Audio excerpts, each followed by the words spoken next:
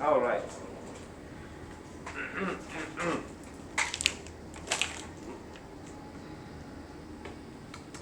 So today I'm making sure everybody has a clear idea about conduction, convection, and radiation, and what those are. Conduction's the easy one. That's when you're touching something. Like if you cook something in a pan, and then you take the pan out and put it on the coffee table, and eat it out of the pan, which is what I do. And then you take it off of the coffee table and put it back on the stove when you're done or whatever. Then the coffee table might still be hot because heat transferred from the pan to the coffee table because of conduction, because it was touching it. So that's a good example.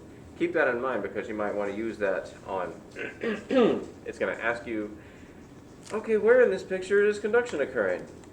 Okay, where else does conduction occur? And you have to use your imagination, and that's the hard part, is being creative like that and thinking of examples. So you might want to use that example for one of them. Another one is radiation.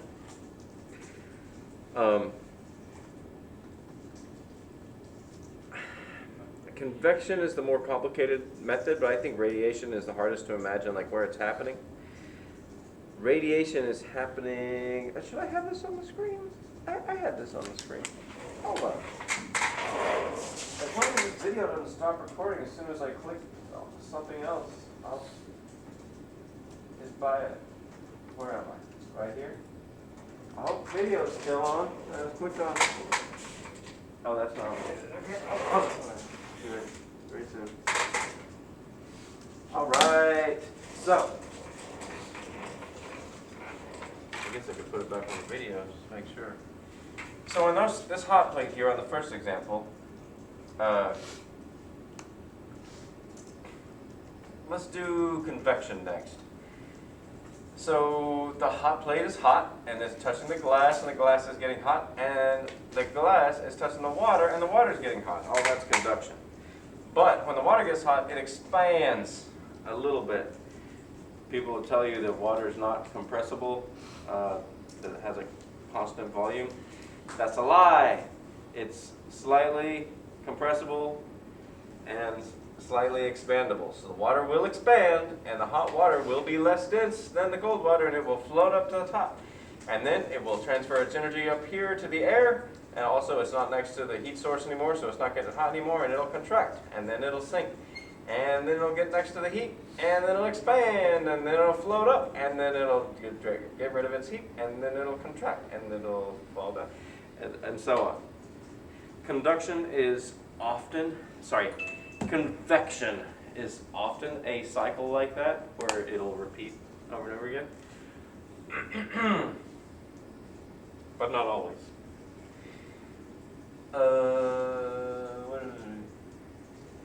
If you put your hand like to the side of the hot plate here, then it is, you'll feel the heat coming off of it, same with like a fire or something like that.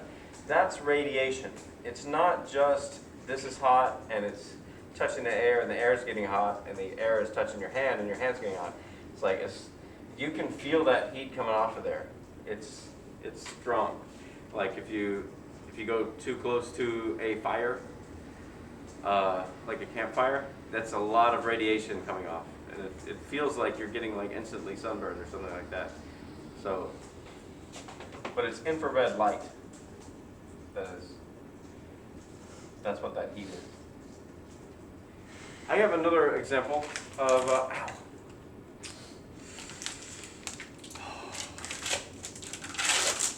I was digging in the wood pile the other day. I had my dog come out so they could catch the rats.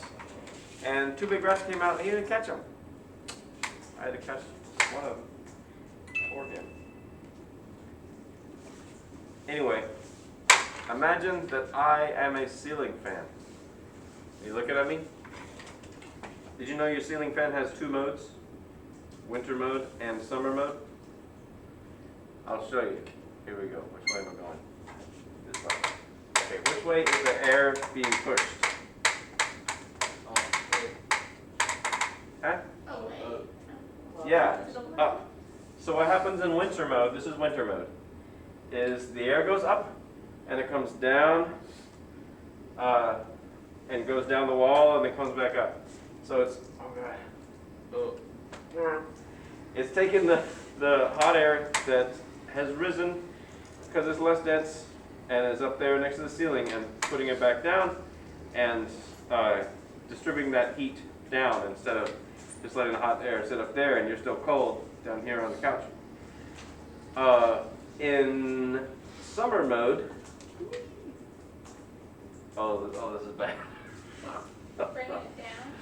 Oh, it's pushing the air down and it's cooling you because you're getting air straight on you and that cools you down. Okay, I'm ready. Okay. Oh, I think that's all I got to say about that. I hope my examples help you, especially with the part where you have to be creative over here. Like I got my heat lamp radiating heat to a burger. You're welcome to use one of those. That is one of your examples. I think I wrote something similar on the answers. Any questions? Convection, radiation. Look, it's still recording. What a good computer. Piece of junk. Slumped it. Okay.